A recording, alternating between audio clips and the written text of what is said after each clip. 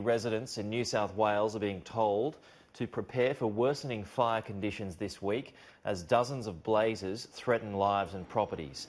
A total fire ban is in place across the entire state.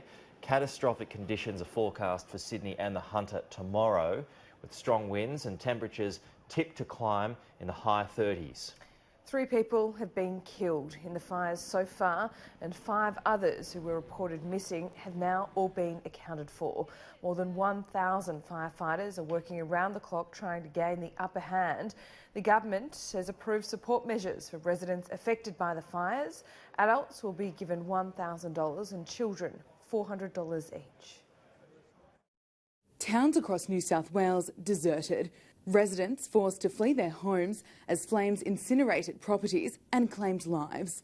Holding together pretty well. It's what you do. You've got to get over it and keep going. The bushfire crisis is entering uncharted territory. A catastrophic warning has been issued for those living in the Hunter region and for the first time for those in Greater Sydney. The danger day is Tuesday, where temperatures are tipped to reach the high 30s and strong winds won't make things any easier for our firefighters.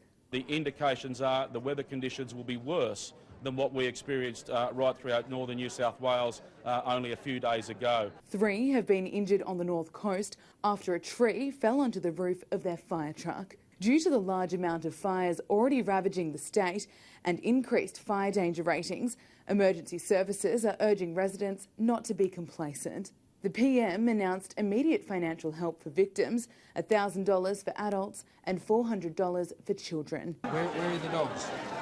The daughter.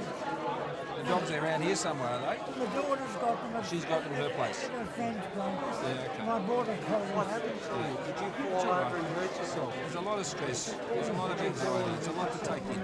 After a weekend of devastation, the threat is far from over. Emergency services say there's no time to take chances. Gabriella Power, Sky News. Let's bring in Anthony Bradstreet on the phone now from the New South Wales Rural Fire Service. Anthony, good morning to you. Can you give us an update on the expectations of where we are at the moment? Yeah, so across New South Wales right now, there are 66 bush and grass fires continuing to burn, of which 40 are uncontained. We have seen conditions ease slightly overnight across northeastern New South Wales, where the bulk of these fires are burning. And we still have 9 fires burning at the watch and act alert level. So around those fires, there is still a threat to life and property. And we still have over 1,000 firefighters in the field working to slow the spread of those fires, protect property and try to establish some containment lines ahead of these worsening conditions that we're expecting tomorrow across New South Wales. So, Anthony, you will get a bit of a reprieve today, but we've all heard the warnings about tomorrow, particularly in the Greater Sydney area. Where are the areas that you're concerned about the most? Yeah, so today there are still broad areas of very high fire danger, and as you said a second ago, there is a statewide total fire ban in force across the state. Tomorrow, the areas that we are focused on at the moment is the areas of catastrophic fire danger that have been declared for the Greater Sydney and the Greater Hunter areas. So in those areas, we're forecasting temperatures in the high 30s, very low humidity, less than 10% in some areas, and winds averaging between 40 and 50 kilometres per hour, but gusting up to 70 kilometres per hour. So those weather conditions combined with a very dry vegetation around the Sydney and Hunter areas is combining to deliver that catastrophic fire danger level. So just to clarify, it is still catastrophic, the level? Yes, the level is catastrophic on Tuesday for the Greater Sydney and Greater Hunter areas. We'll also see very widespread areas of severe and extreme fire danger. So that is quite a large area, though.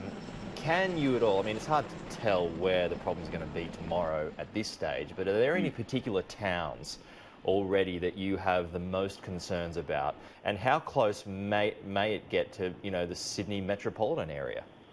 Yeah, the challenge for us going into tomorrow is we don't know where fires may start. So any new fires that start in the landscape under conditions that are catastrophic, if they take hold, then they will be a threat to life and property. At the moment, we're obviously very worried about areas where there are currently fires, and we have firefighters and incident management teams trying to put in place plans to manage those fires and reduce the threat of those fires going into these worsening conditions. So anywhere where there are currently fires, if you are in the vicinity of those fires, you should be making these plans right now and throughout today to prepare yourself, your family and your property for what you will do if a fire threatens. And under catastrophic fire danger conditions, homes are not built to withstand those fire conditions. So you do need to have a plan for leaving early, knowing where you will go, what you will take and how you will get there. Anthony, are we talking about suburbs on the outskirts of Sydney as well? I'm thinking of places like the Shire, the Hills District, even closer to town like Lane Cove, who do have some quite bushy areas. Yeah, absolutely. Yeah, anywhere around the outskirts of Sydney that interfaces with bushland will be at great risk tomorrow. But we should also remember, even if you live a fair way away from the bush, what we've seen a number of times over this season and last season during fires like the Telstra fires on the south coast is the threat of ember attack. And under catastrophic fire danger conditions, we could see embers being carried kilometres ahead of a fire front, and those embers can really penetrate a long way into suburbia. So even if you are not living close to the bush, you may still be at threat from these embers, and you do still need to be prepared and remain vigilant to the threat of embers that can create spot fires in and around properties under catastrophic fire danger conditions. All right, Anthony Bradstreet speaking to us from the New South Wales RFS this morning, and we will be going back to the RFS a little later on in the program. Anthony, our thoughts and best of luck with your efforts today. Thanks for your time. Thank you.